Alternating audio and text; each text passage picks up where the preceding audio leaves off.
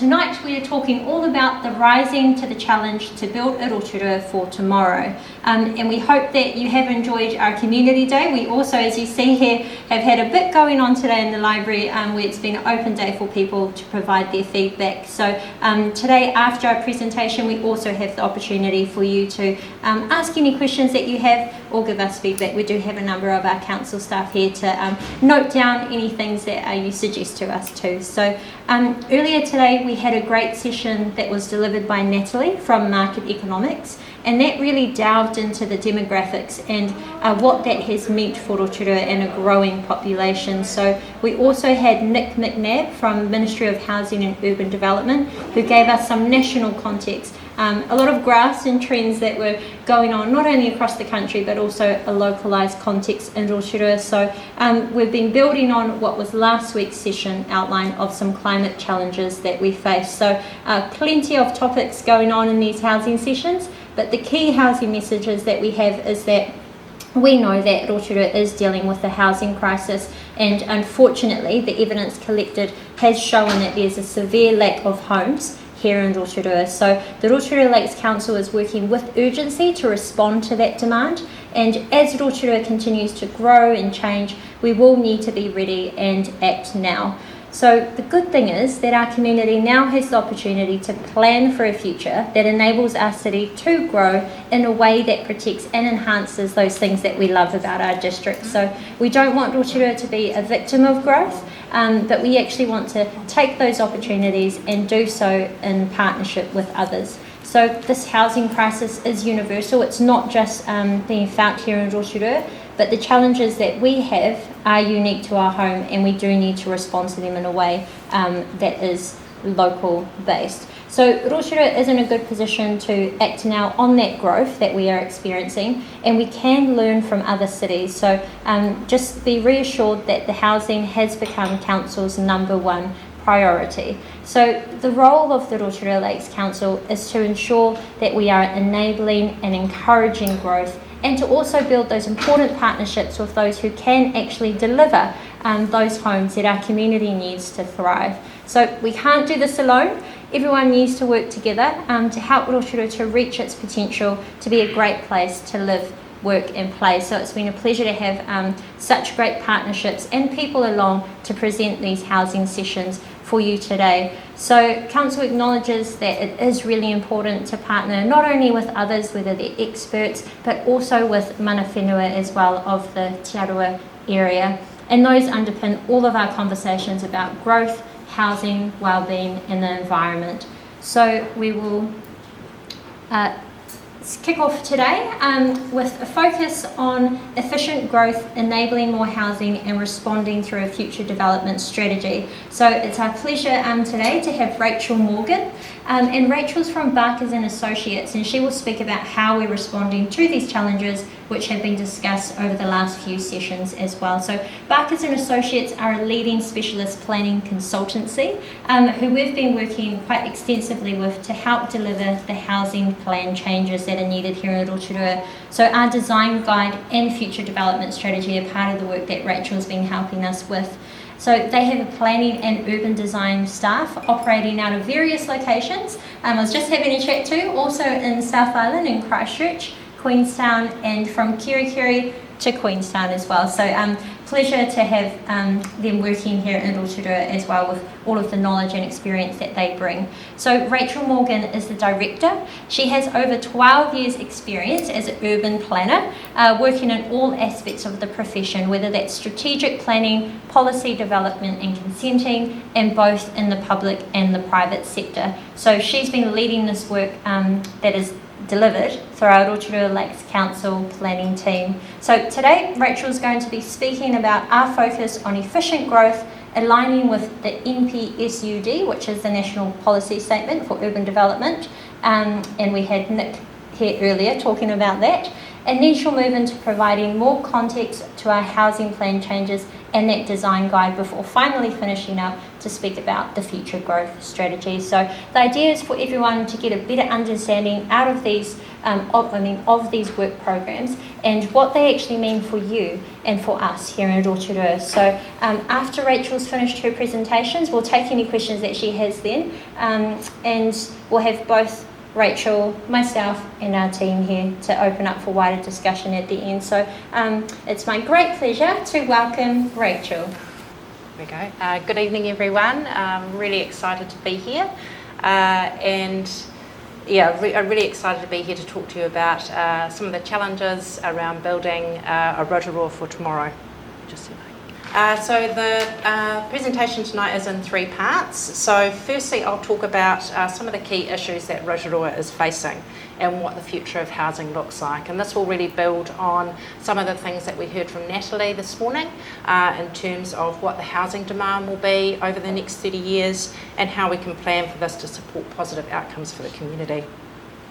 I'll also talk through some of the national planning frameworks that guide how we plan for growth at the local level.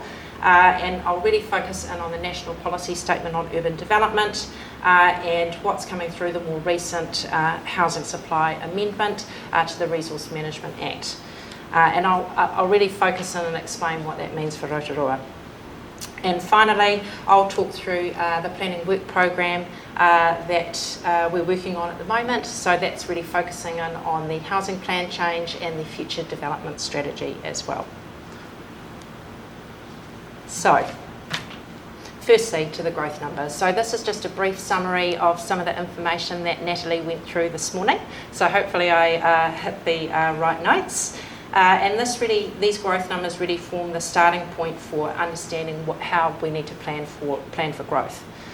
As I said, market economics has done that work, and they've told us some really key pieces of information that we need to know. The first is that we need to provide for an additional approximately 8,000 houses over the next 30 years, which equates to about 260 extra houses every year. And we will need to do more as well to address what is a current shortfall in housing supply as well. And just to help conceptualise this, 8,000 houses is about the same number of homes that we currently have in the suburbs around Hillcrest, Fordlands and Pukehangi combined. So you can see that in red there up on the screen. I know 8,000 houses is sometimes a bit tricky to get your head around spatially, so hopefully this is just a useful way to picture what that might look like. And I think it really just illustrates the significance of the task that we have ahead of us. And our role is really to help plan for where and how we provide for this growth over the long term. So in addition to the numbers, it's also really important to understand the type of housing that we'll need to provide for in the future. And the key thing that we know is that our population is ageing. And we know that one person and households or couples will make up about 75% of our total growth over the next 30 years. So that means that we'll need to have more smaller households over time, and we need to make sure that our plans provide for this and enable a greater variety of housing choices, such as smaller attached homes and also apartments in the longer term as well. And this is really a big change to the current situation, where Rotorua has a lot of houses, but they are more in the 3 or 4 bedroom variety on a typical standard size section. So, our choices. So in providing for this growth, we as a community and as experts supporting that have some choices around how we provide for that. The first is that we can grow up. And this is really about enabling and encouraging redevelopment of existing sites within our neighbourhoods for more intensive forms of housing. And this can take a number of forms. It doesn't necessarily have to be what you can see up on the screen there. So it could be putting another unit on the back of an existing section. It could be removing an existing house and replacing it with 2, 3 or 4 houses on a section. On larger sites like what you can see here, it might be removing an existing house and replacing it with an apartment building. So this example here is the Ockham apartment building in Auckland, and this was developed quite a while ago now. And that replaced an existing house with 25 apartments, and they were a range of sizes, 1, 2 and I think 3 bedroom. And this is in the suburb of Kingsland. It's really well located, close to the centre, close to parks and close to schools. So I think a key thing to note as well is that this form of development really relies on people wanting to redevelop their sites, so it will happen slowly over time, and I'll talk about that more in a moment. And to our other choice, we can grow out as well. And this means that we can grow into rural areas and develop them for housing. And this is another example from Auckland. It's in Hobsonville, and this is a comprehensively designed development at the former Air Force Base in West Auckland, and it's large scale, and when built out will provide for about 4,000 new homes. And this development started, I think, about 10 years ago, and it's still only halfway through. So it shows you that these types of larger scale strategic developments do happen over a longer period of time. And to meet demand, we are likely to need a mix of these types of developments. So we will need a mix of growing up, and we will need a mix of growing out. And this is what we are seeing happening across most cities in New Zealand, including the big cities. So why grow up? So growing within existing neighbourhoods means that new housing will have good access to schools, jobs, parks, shops that are already there. So we don't need to build that new infrastructure. It's really about supporting and enhancing it to accommodate and provide for growth. We also have the tools available to encourage development to happen in more accessible locations as well, and that will become apparent a little bit later on when we talk about the housing plan change. Having better access also means that we can encourage less car dependency, so people will have the ability to walk or cycle to school and shops rather than drive.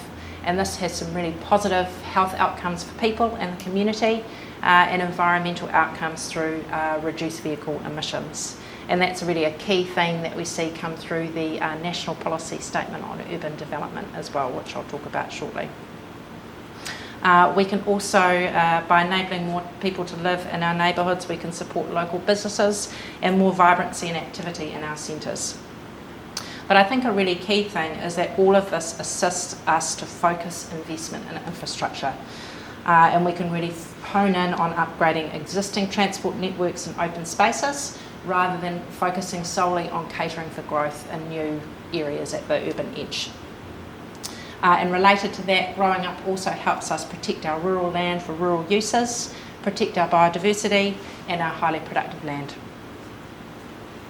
But there are some challenges, and some of those are growing up means that there will be change to our existing neighbourhoods. As existing houses are replaced, there will be more people and there will be visual change. Views from neighbouring sites might change as well, and this can sometimes be quite confronting, particularly in areas that haven't experienced a lot of change over recent times. But a key part of the changes to the planning rules that I'll talk about soon is that we'll be making sure that particularly that larger scale development that's delivered is well designed and attractive and can integrate well within existing neighbourhoods. Infrastructure constraints will remain, and we know that our existing transport and water networks need to be upgraded, and it will be really important that there is ongoing planning and investment to support that. Hazards are also an ongoing challenge, particularly in Rotorua for flooding and geothermal, and that will mean within existing urban areas there will be some areas where development can't happen or it does need to be managed, and that'll be a key focus for the plan change as well. And this is just a really quick illustration of what change might look like within neighbourhoods over time. So you can see on the left there, this is just a typical present day street where you can see detached housing on a typical site. You can see how that might change in 10 years' time. So that's showing that some sites may be redeveloped for a mix of housing types. So there might be a house added on the back, there might be a terrace housing development or a more comprehensive apartment on a corner site, for example. and you can see how that grows over time. And just to note as well, in the longer term, we may well start to see more apartments come online as well, and higher density forms of housing. It will take time for that to build, as more people demand that type of housing, but also as the development sector actually skills up to deliver that. So growing out.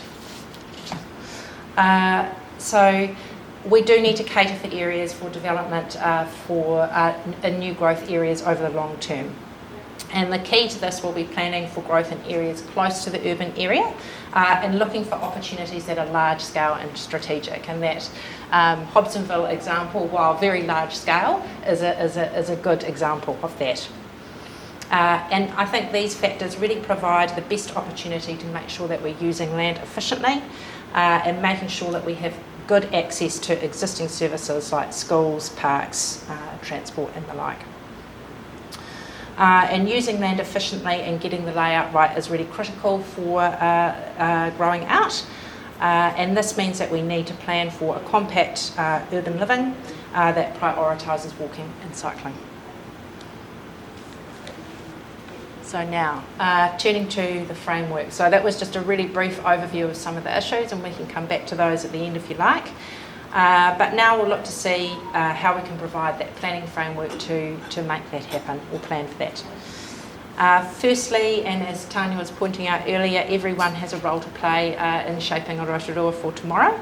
And at the heart of that is really the community, and we need to make sure that our plans reflect your values and also the future community's values as well. Central government, developers, infrastructure providers and other stakeholders all have a really important role to play, and the council's role is really about drawing these groups together and providing a framework for implementing change. And there's really three key components to that. The first is about developing a shared vision for Rotorua's future growth through its strategic plans. And I think the future development strategy is really a key way to bring that together, and I'll talk about that more shortly. The council can also set the rules for development through its regulations like the district plan. And it can also help to deliver the infrastructure we need to support growth through its funding streams like the long-term plan, although there are other infrastructure providers who will contribute to that as well. So this is just a really quick visual illustration of how all of that fits together, and I won't go through all of the detail because it starts to get a little bit technical, but at the top we do have the Resource Management Act and the other national policies that are set by the government, like the National Policy Statement on Urban Development. So all of Council's policies must give effect to these documents. The future development strategy that you can see in orange there is really that key strategic document that Council has to plan for growth over the long term, and I'll talk about that more shortly. The Council also has other regional policies and plans to consider that the Bay of Plenty Regional Council prepare, and we need to bear that in mind when we're implementing and developing local policy. So when the council is developing regulations like the district plan and bylaws, that is really about setting the rules for what people can do on their land. And that is really the focus of the housing plan change, is setting those rules that future developers will need to follow. The council also has a range of other strategies and plans that support growth, and that's really about planning for all of those amenities and facilities that are needed to cater for future communities, like open space, infrastructure funding, transport strategies and the like. So just turning briefly to the National Policy Statement on Urban Development.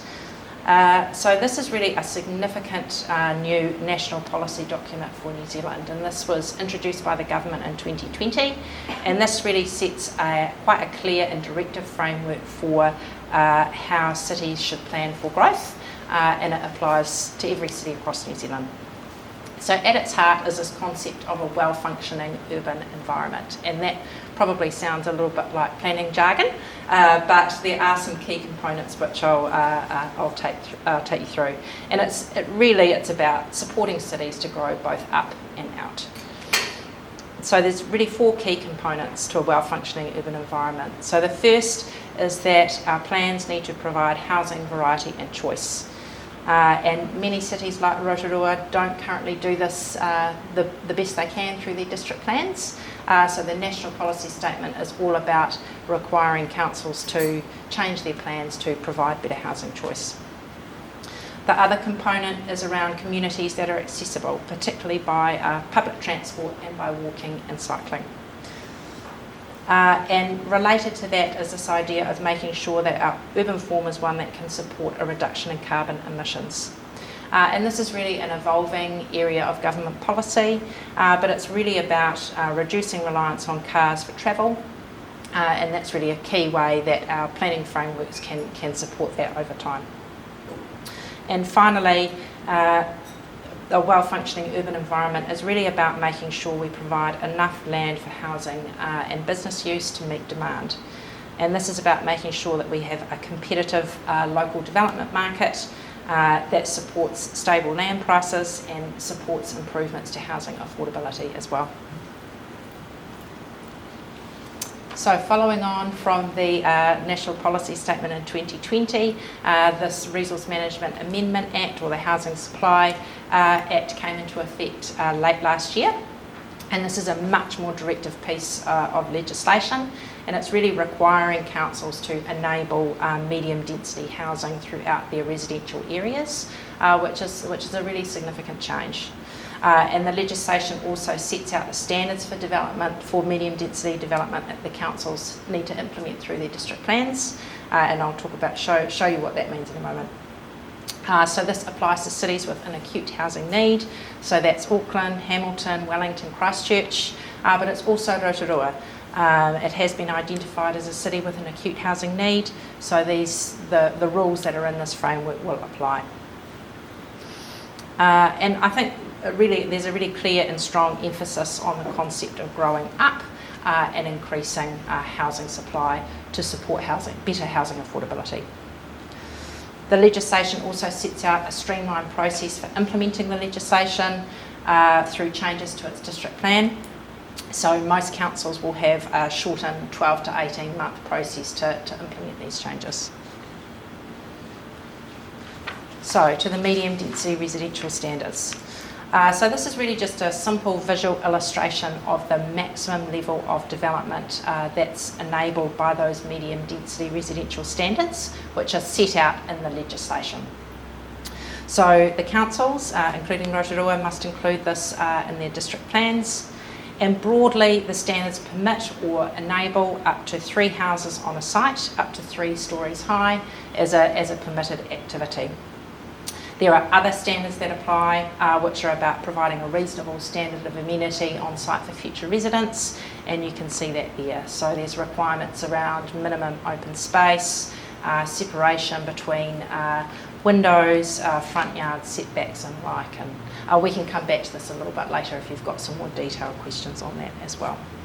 But I think probably the key thing to note is the legislation is quite clear that through the plan change we are not able to make these standards more restrictive, but we can include other controls or matters of assessment that will support good design outcomes, particularly for multi-unit development or 4 or more houses on a site. So this is just a brief example of the housing types that those medium density standards will enable. And I think what we're likely to see is a wide variety of housing developments. We won't necessarily see 3-storey, 3-unit developments on every site. And these are just some examples from all around New Zealand. So you can see there's a mix of 2- and 3-storey terraces, duplexes, and more comprehensive developments on larger sites as well. So what is Rotorua doing to put this all into action? And I'll just briefly go over this.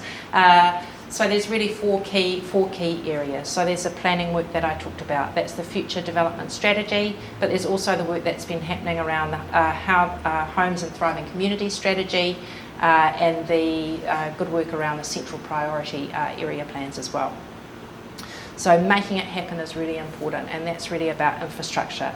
So the infrastructure strategy and long-term plans are a really key part of that, but also the councils are working with central government on the Infrastructure Acceleration Fund to understand if they can achieve funding for some specific key infrastructure projects.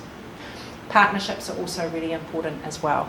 So the council is working with central government agencies, Waka Kotahi, Ministry of Education and others to make sure that planning for growth is integrated across those organisations.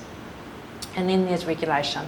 So the housing plan change is really the focus in that area at the moment, as well as the development of the design guidelines which will support that.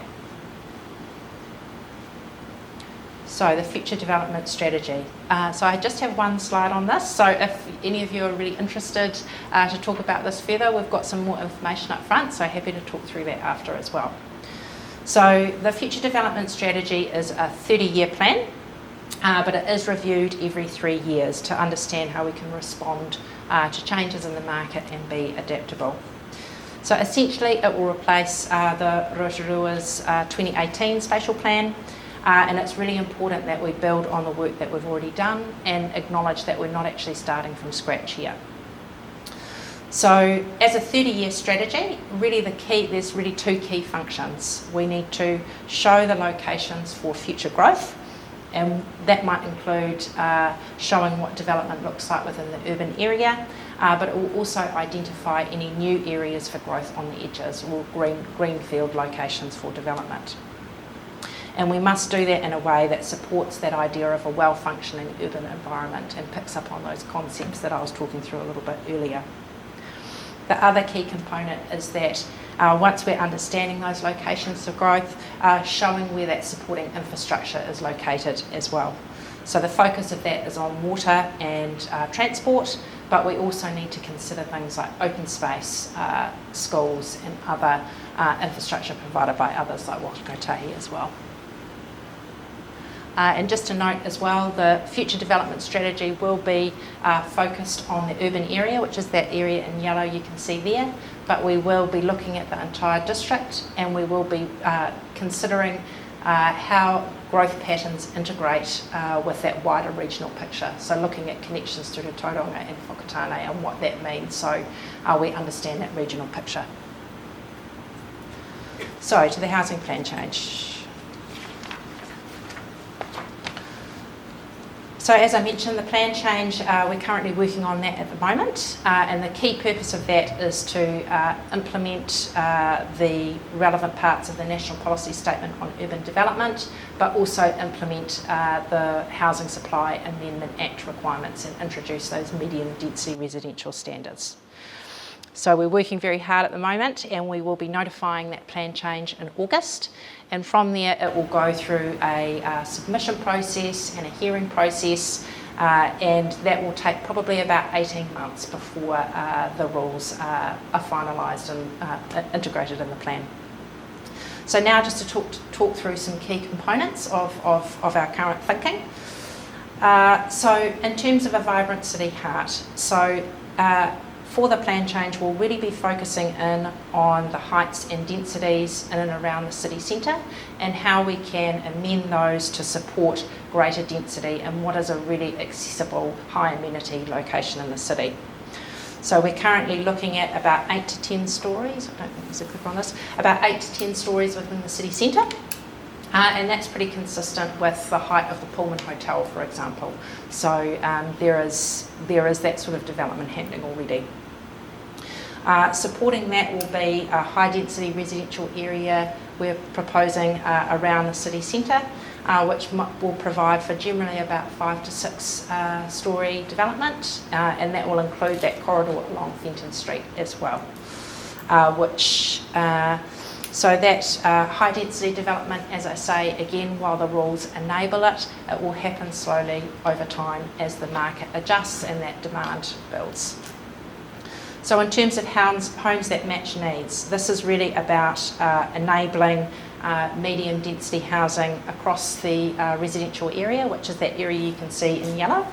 And the plan change will essentially introduce those medium density standards that I talked about, and that's really aimed at providing more housing choice. A livable community is a key part of it as well, and that's really where the design guidelines come into it, and making sure that medium density housing, and particularly that larger scale development, is well designed. And resilience and climate change is another key aspect as well. And we're looking at strengthening our existing rules around flood hazards, for example, to make sure that people are protected from risk. So in terms of some of the key approaches, and again, happy to talk through the detail of this after the presentation as well. So there's really 4 key areas that we're focusing on. So the first is, I've talked about this, enabling medium and high density housing. So that's really around applying those medium density standards, but also increasing heights in our commercial zones as well. Attractive and safe streets are a really important part of this as well. And it's really about making sure that what new development occurs is well designed. And there's some key ways that we're doing that. So we are looking at options to introduce some additional rules around fencing, for example, and really looking carefully at the matters, the design assessment matters that will apply to 4 or more residential units on a site to make sure that we're delivering quality, attractive development. The design guidelines will also play a role in that. Quality on-site living environments is another key area, and that's really about making sure that people have what they need to meet their day-to-day needs on site. So we're looking at some additional rules around open space and ensuring that there's adequate sunlight access to that, and again, those matters around the design assessment will be really critical. Managing effects on neighbours. So this will be an important consideration, but it will need to be in the context of medium density and high density housing that's enabled. It doesn't mean that we should completely ignore effects on existing neighbours, but we really want to make sure that there are opportunities to consider how we can enable some sunlight access to neighbouring sites and manage things like privacy. And again, design assessment and the design guidelines will be a key part of that. So just on the design guidelines, so these are under development at the moment. They won't be a legal document, so they won't be part of the district plan. And they're really about providing examples of how development can be designed to achieve best practice. It's a tool to educate and upskill everyone involved in the development process. So that's developers, that's mum and dads looking to do a small scale development on their site, and other people interested in the development process. The government has released their national medium density design guidelines, so that does apply to up to 3 units on a site, and we're really trying to make sure that we don't repeat that and that we build on it, and that the design guidelines have a Rotorua focus.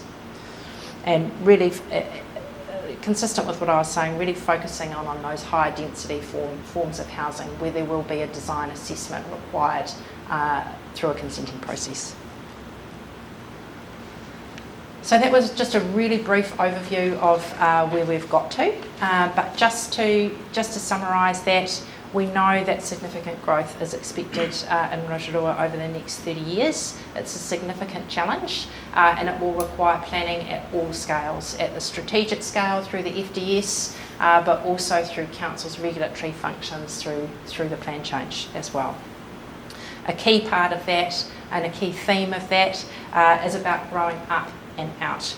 So making sure our planning decisions provide greater housing choice, better access for people, and that we can protect the environment and use land efficiently. And really just a final note to say that this is really just the start.